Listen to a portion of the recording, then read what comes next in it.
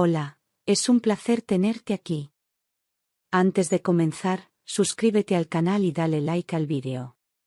Durante años, cada domingo, él se levantaba temprano, se duchaba en silencio, se ponía su chaqueta gris y salía con su rosario en el bolsillo. Me decía que iba a misa a rezar por nosotros, por nuestro amor, por la unión de nuestra familia. Yo lo miraba desde la ventana mientras se alejaba por la calle empedrada y pensaba, qué suerte tengo de tener a un hombre que cree en Dios y en nuestro matrimonio. A veces traía panecillos bendecidos, otras me hablaba del sermón con una calma que me desarmaba. Nunca dudé. Tenía fe en su fe. Creía que, si rezaba, era porque aún me amaba. Me reconfortaba pensar que aún éramos eso, una pareja que, a pesar de los años, mantenía la devoción por los pequeños rituales. No importaban las arrugas ni el cansancio, él seguía yendo a la iglesia como al principio, cuando nos casamos, cuando todo era promesa y esperanza. Me gustaba imaginarle allí, sentado en el banco de madera, haciendo la señal de la cruz y pidiendo a la Virgen por nuestras hijas. A veces me culpaba por no acompañarle, pero él siempre decía, reza desde casa, cariño, Dios te escucha igual. Y yo lo hacía. Encendía una vela, cerraba los ojos y pensaba en el arrodillado entre las columnas de piedra de la parroquia. Para mí, era el hombre más fiel del mundo. Nunca fui mujer de sospechas. Me criaron para confiar, para no buscar maldad donde no la hay. Pensaba que el amor maduro era así, lleno de rutinas sagradas, de silencios compartidos, de pequeños gestos. Creí que su devoción era la base de nuestra vida juntos. Incluso cuando discutíamos por tonterías, él me abrazaba al volver de misa y me decía, he pedido por nosotros, para que no perdamos lo importante. Y yo me aferraba a esas palabras como quien se agarra a una barandilla en mitad del mar. Qué ironía, ahora que lo pienso, su fe era lo único que me quedaba. O eso creía yo.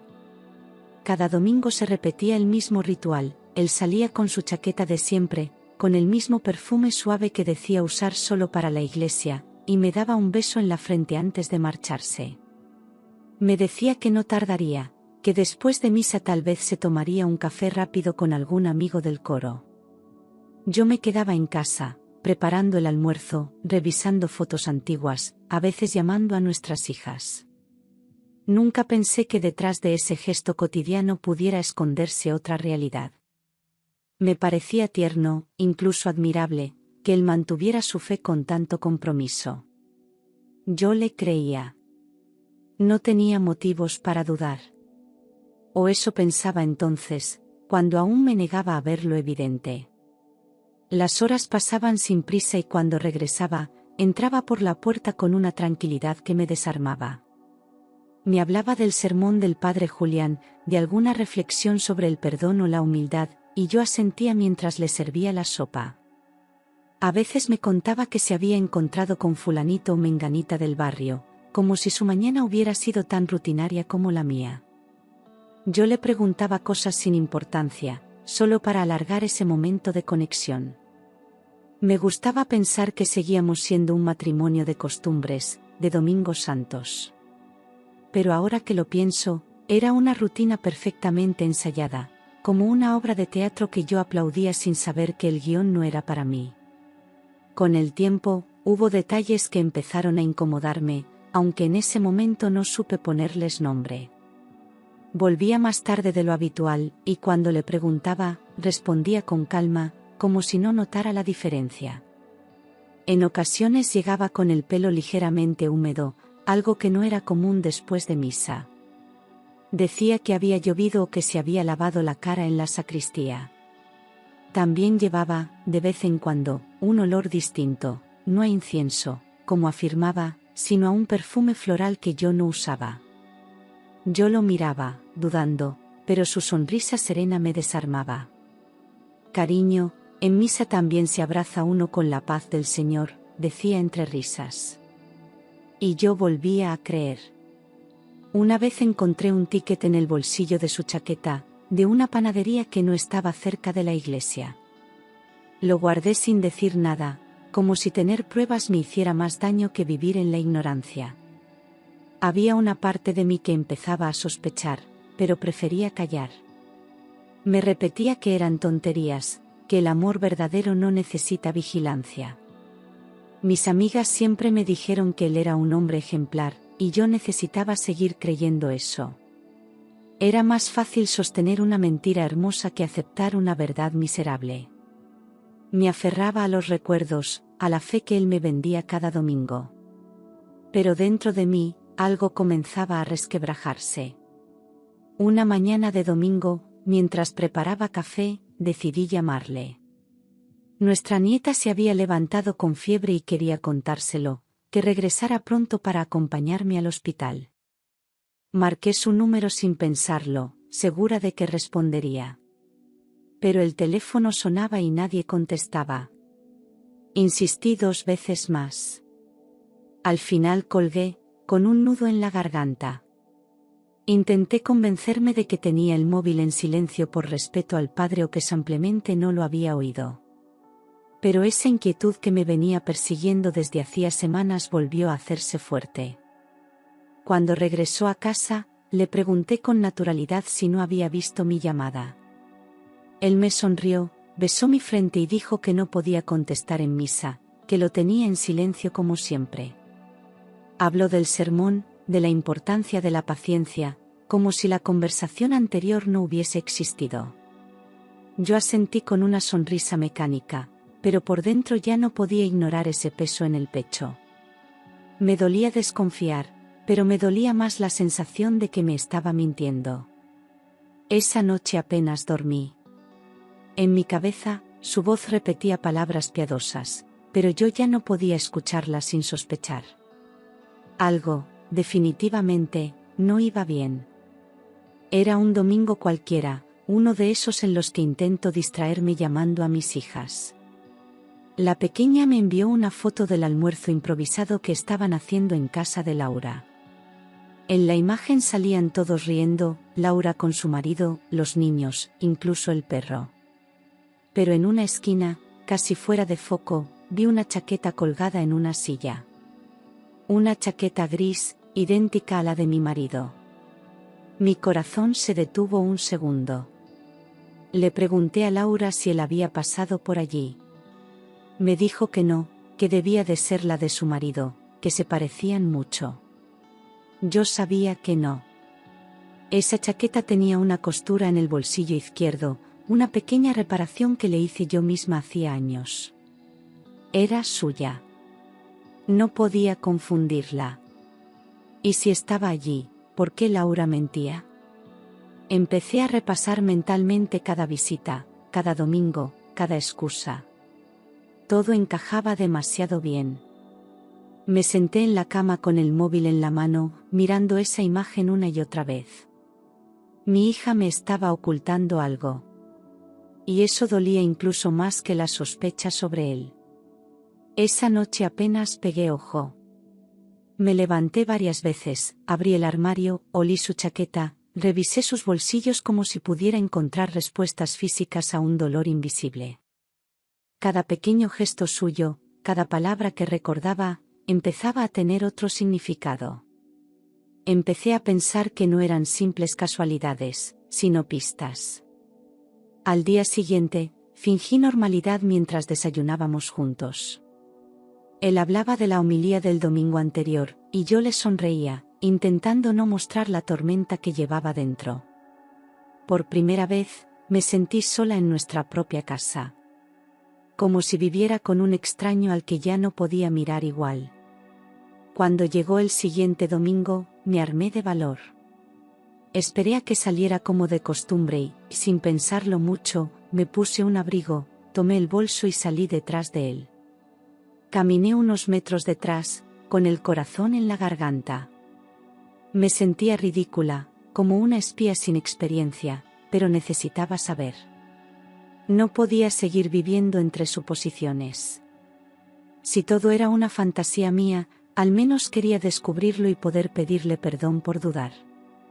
Pero si no lo era, necesitaba la verdad. Aunque me rompiera por dentro. Él caminaba tranquilo, sin prisa, como quien repite una rutina que conoce de memoria. Yo lo seguía con distancia, con cuidado de no llamar la atención. Cuando llegó a la esquina donde debía girar hacia la parroquia, algo dentro de mí se tensó. Pero no giró. Siguió recto, cruzó la calle y tomó otro camino, uno que llevaba a la zona residencial donde vivía Laura. Me paré un momento, dudando si debía continuar. Pero mis piernas siguieron solas, impulsadas por una mezcla de rabia y necesidad. No iba a misa. Y lo sabía. Solo quería verlo con mis propios ojos. Se detuvo frente al edificio de Laura, miró a su alrededor como si esperara a alguien. Yo me escondí tras un árbol, temblando. Subió las escaleras con paso firme, sin disimular. No llevaba Biblia, ni tenía el rostro de recogimiento con el que solía regresar. Parecía, en casa. Esperé varios minutos. Sentí como el aire me pesaba en los pulmones. Me di cuenta, de golpe, de que estaba frente a algo irreversible. Ya no era una sospecha. Era una certeza que me partía en dos. Y aún así, no me moví. Quería ver hasta el final. Esperé durante más de una hora, intentando encontrar una explicación lógica, algo que pudiera salvarlo de mi sospecha. Me repetía que quizá Laura necesitaba ayuda, que tal vez era algo familiar, que todo era una coincidencia desafortunada.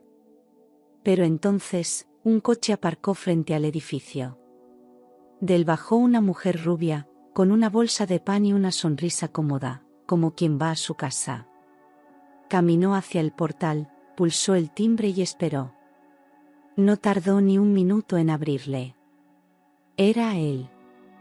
Y no la saludó como a una amiga. La besó en la boca, con calma, como si no tuviera nada que ocultar. Me quedé paralizada, viendo desde la distancia cómo se abrazaban y entraban como si aquello fuera lo más natural del mundo. Nadie miró hacia la calle, nadie sospechaba que yo estaba allí, rota por dentro. La imagen de ellos dos desapareciendo tras la puerta me quemó los ojos. No era una aventura cualquiera. No era una escapada de hotel ni un encuentro en secreto. Era algo establecido, cotidiano, cómodo. Y lo peor, era en la casa de mi hija. El lugar donde yo pensaba que todo estaba a salvo. Me temblaban las piernas. Tuve que apoyarme en una farola para no caerme al suelo. No grité, no corrí, no hice ningún escándalo. Simplemente me di la vuelta y caminé, con la cabeza baja y los ojos llenos de lágrimas que no me atrevían a caer. No podía permitir que me vieran rota. Esa escena se me clavó en la garganta como un cuchillo torcido. Me sentía vacía, como si me hubieran arrancado el alma sin anestesia. Llegué a casa y cerré la puerta con el pestillo, como si pudiera encerrar el dolor afuera. Fui al baño, cogí una toalla y lloré mordiéndola, para no despertar a nadie. Me dolía la mandíbula, los ojos, el pecho. Él llegó horas después, con su sonrisa habitual, esa expresión tranquila que me había engañado durante años. Me saludó con un beso en la frente, como si nada hubiera pasado, como si no acabara de besar a otra mujer bajo el mismo sol que a mí me ignoraba. Yo fingí estar dormida. No podía mirarle. Si lo hacía, lo mataba con los ojos. En ese momento comprendí que ya no era su esposa. Era solo una figura más en su teatro, la mujer que ocupaba el espacio vacío mientras él vivía otra vida paralela.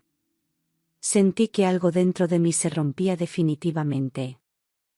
A la mañana siguiente, no le grité ni le lancé nada. Solo me senté frente a él con el café humeante entre las manos y le hice preguntas simples. ¿Qué tal estuvo la misa? ¿Había mucha gente? ¿Pasaste por casa de Laura? Él respondía sin dudar, con esa soltura ensayada de quien lleva mintiendo mucho tiempo. Me habló del sermón, de la reflexión sobre la fidelidad y el perdón. Yo asentía, como una actriz interpretando su último acto antes de abandonar el escenario.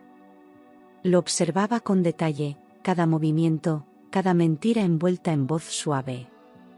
No me atreví todavía a lanzarle la verdad. Quería ver hasta dónde podía llegar su teatro, cuánto era capaz de fingir delante de mí. Él sonreía, me cogía de la mano, incluso me acarició la mejilla. Sentí asco, pero no lo mostré. Había algo enfermizo en su calma, en su forma de negar lo evidente con tanta naturalidad. Lo peor no era que me engañara, era lo bien que lo hacía. Como si nunca le hubiera importado si yo me enteraba o no. Solo entonces supe que ya no estaba casada con un hombre de fe, sino con un hombre experto en mentiras. Laura empezó a comportarse de forma extraña, como si no pudiera mirarme directamente a los ojos. Cada vez que le proponía vernos, ponía excusas, que los niños estaban enfermos, que su marido tenía turno doble, que ella misma no se sentía bien. Al principio pensé que simplemente estaba ocupada, pero luego empecé a notar algo más. Cuando al fin nos veíamos, estaba nerviosa, evitaba ciertos temas, hablaba demasiado deprisa. Su marido ya no estaba presente, desaparecía justo cuando llegábamos, y eso no pasaba antes. En su casa, había un silencio incómodo, como si flotara algo en el ambiente que todos conocían menos yo. Sentía que me ocultaban algo. Un día le pregunté directamente si todo iba bien, si había algo que quisiera contarme. Me sonrió forzada y me dijo que todo estaba perfecto, pero sus ojos no sostenían la mentira. A partir de ahí, mi relación con ella empezó a deteriorarse. Me respondía con monosílabos, no contestaba a los mensajes, evitaba venir a casa. Me dolía pensar que algo la estaba alejando de mí, y al mismo tiempo, una voz dentro de mí gritaba que ella lo sabía. Que no solo encubría a su padre, sino que lo recibía en su casa con esa mujer. La traición se hacía doble. Ya no era solo él, era mi propia hija. Mi sangre. Y eso no se me iba del pecho. Una tarde cualquiera, mientras hacía la compra en la frutería del barrio, una vecina me soltó un comentario sin malicia, pero que me desgarró por dentro. Qué bonito lo de tu marido, que cada domingo vaya a ver a Laura y cuide de esa mujer tan simpática que siempre está con ellos, dijo con una sonrisa ingenua. Me quedé helada. No supe qué responder. Asentí con la cabeza como si supiera exactamente de qué hablaba, mientras por dentro me caía un mundo entero encima. Esa mujer, sin quererlo, me había confirmado lo que yo temía. No era un secreto. Era un hecho público. Y yo era la última en saberlo. Salí de la tienda con las bolsas temblando en las manos. Caminé sin rumbo durante varios minutos, intentando digerir esas palabras.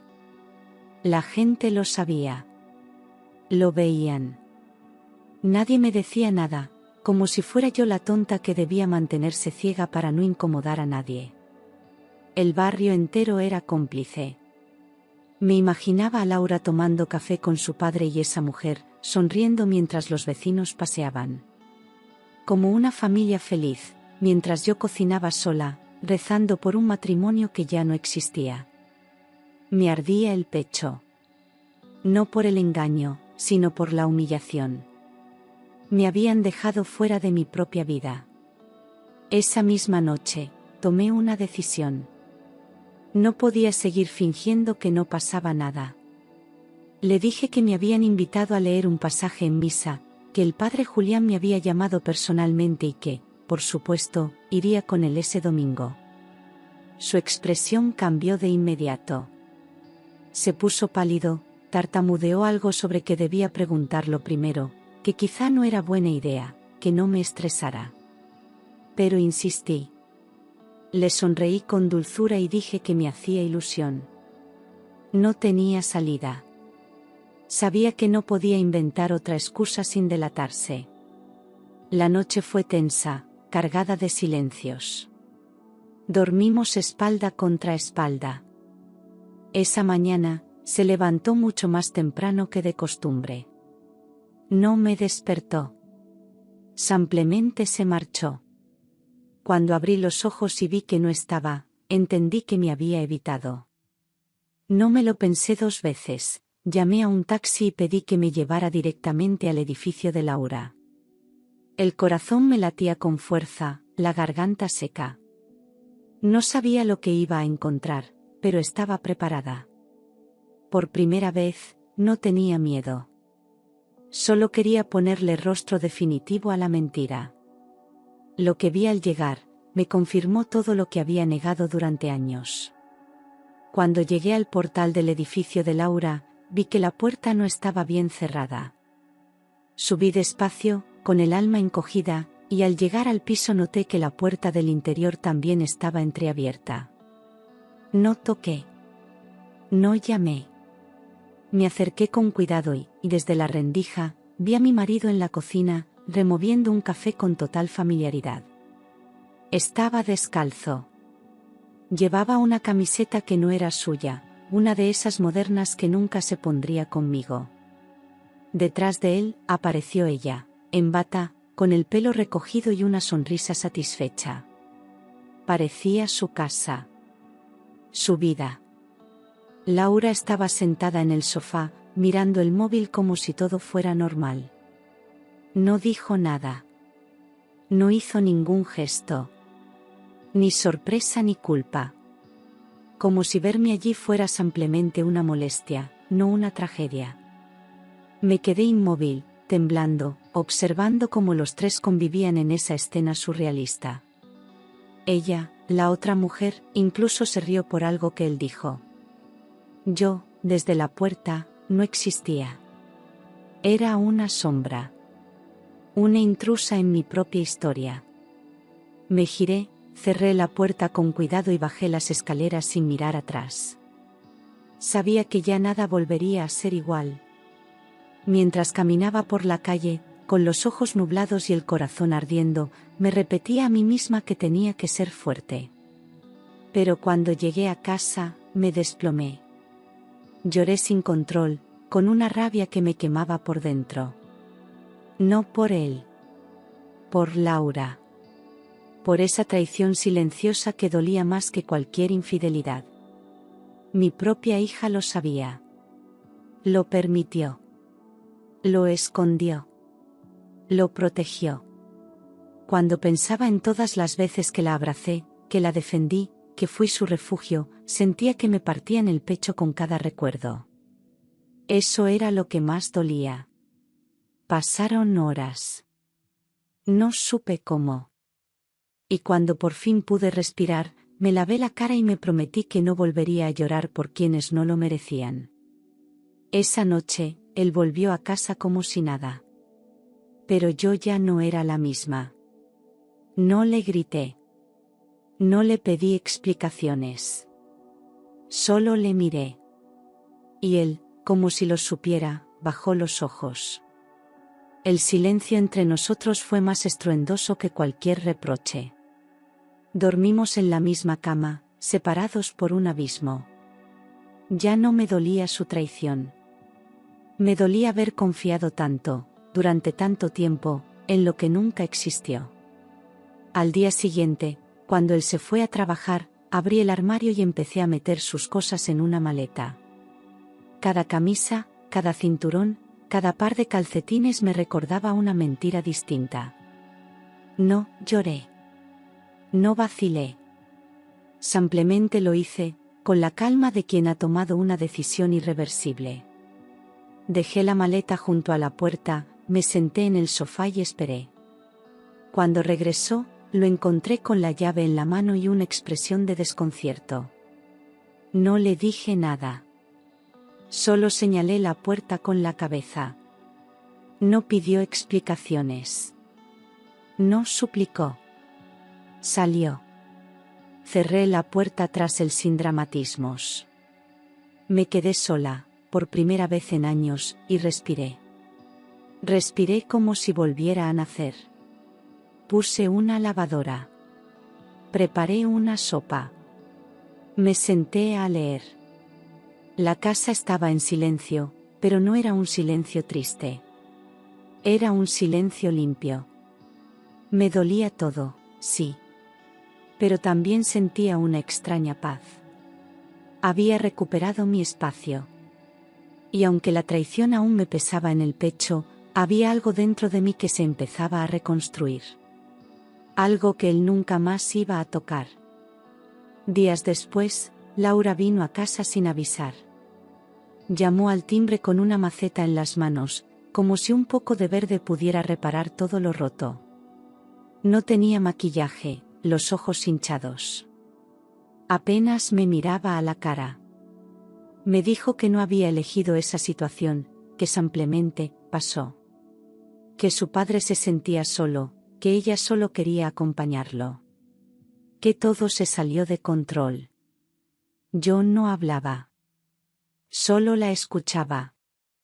Sentada en el sofá, con las manos entrelazadas, tragándome la rabia que me había dejado muda. Cuando terminó, hubo un silencio largo, denso. Entonces la miré y le dije: te perdí para siempre, Laura. No lo grité. No lloré. Lo dije con la calma brutal de quien ya no tiene más que romperse. Ella bajó la mirada, dijo que lo entendía, que lo sentía. Pero ya no importaba. El daño estaba hecho.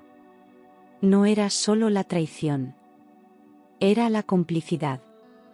La frialdad. El silencio cómplice durante semanas, quizá meses. Lo que me destrozó no fue lo que hicieron, fue saber que no se detuvieron ni un segundo a pensar en mí.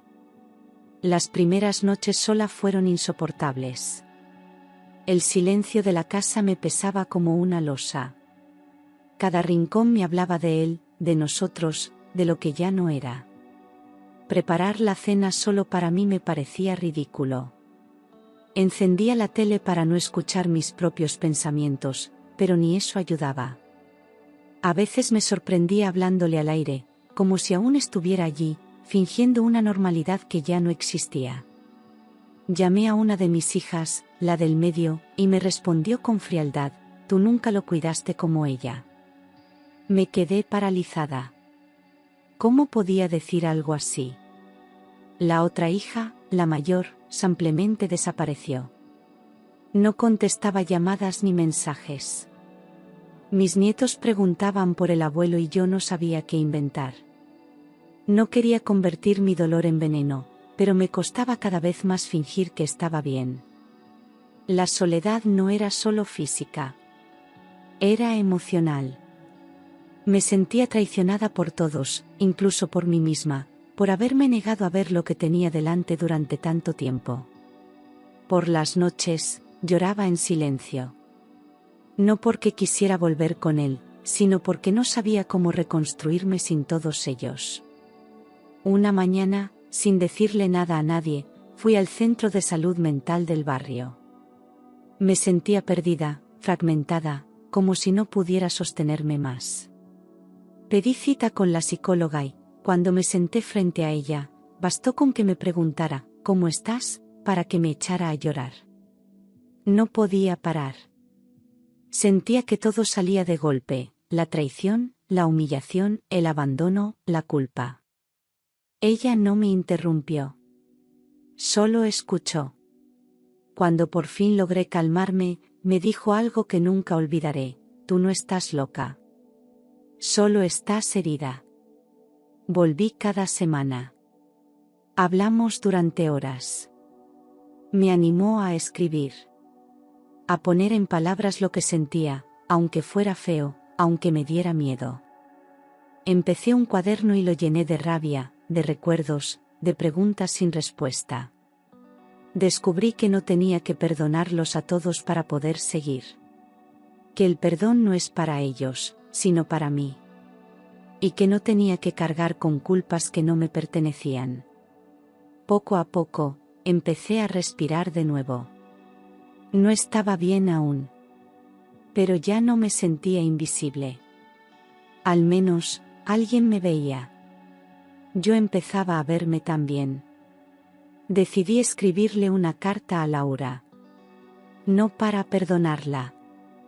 No para que volviera a mi vida. Lo hice porque necesitaba soltar todo lo que llevaba dentro, todo lo que no pude decirle a la cara sin romperme. Llené 4 páginas sin tachar una sola palabra. Le conté cómo me dolió verla allí, en el sofá de su casa, siendo testigo silenciosa de mi humillación. Le hablé de las noches que pasé en vela, preguntándome en qué momento dejé de ser su madre para convertirme en una carga. No le pedí nada. Solo quería que supiera que su silencio dolía más que cualquier mentira. La metí en un sobre sin remitente y la dejé en su buzón. Pasaron los días, las semanas. Nunca respondió. Ni un mensaje, ni una llamada, ni una nota. Nada. Su silencio fue su respuesta. Y en ese vacío entendí que algunas heridas no cicatrizan con el tiempo, sino con distancia. No volvió a buscarme. Y yo, aunque dolida, empecé a aceptar que había cosas que no volverían a ser como antes. No por falta de amor, sino por dignidad. Había cruzado un límite del que no se regresa. Un día me levanté, abrí las ventanas y supe que ya no podía seguir en esa casa. Cada rincón estaba manchado de recuerdos. Los buenos, sí, pero también los que ya no podía soportar. Decidí vender el piso. No fue fácil. Era mi hogar desde hacía más de 20 años. Pero entendí que a veces hay que cerrar puertas físicas para poder abrir nuevas dentro de una misma. Empaqué todo con cuidado. Cada caja que sellaba era como una lágrima menos. Regalé muebles, quemé cartas antiguas, y tiré cosas que antes guardaba con amor.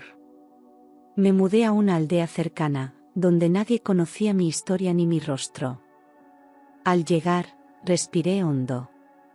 Las calles eran tranquilas, el aire olía a tierra húmeda y a pan recién hecho. Por primera vez en mucho tiempo, me sentí ligera. Como si algo en mí se hubiera desprendido. La casa era pequeña, pero luminosa. No tenía lujos, pero tenía paz. Y eso era más valioso que cualquier otra cosa.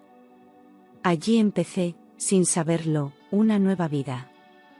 No tardé en buscar trabajo. Necesitaba ocupar la mente, llenar las horas vacías. Encontré un pequeño taller de costura que buscaba ayuda por las mañanas. La dueña, una mujer mayor de ojos dulces, me recibió con una frase que nunca olvidaré: a veces perderlo todo es la forma más clara de volver a nacer. Me enseñó con paciencia, me ofrecía té caliente en los descansos y me escuchaba sin preguntar demasiado. Allí, entre hilos y telas, volví a hablar con personas. A reír, incluso. Poco a poco, fui sintiéndome útil otra vez. La rutina me salvó. El sonido de la máquina de coser, el aroma de las telas nuevas, las conversaciones sencillas sobre cosas cotidianas. Nadie me juzgaba. Nadie me miraba con lástima. Era simplemente yo, con mis manos, mis pensamientos, mi silencio. Empecé a llevar el pelo suelto, a maquillarme un poco, a poner música en casa.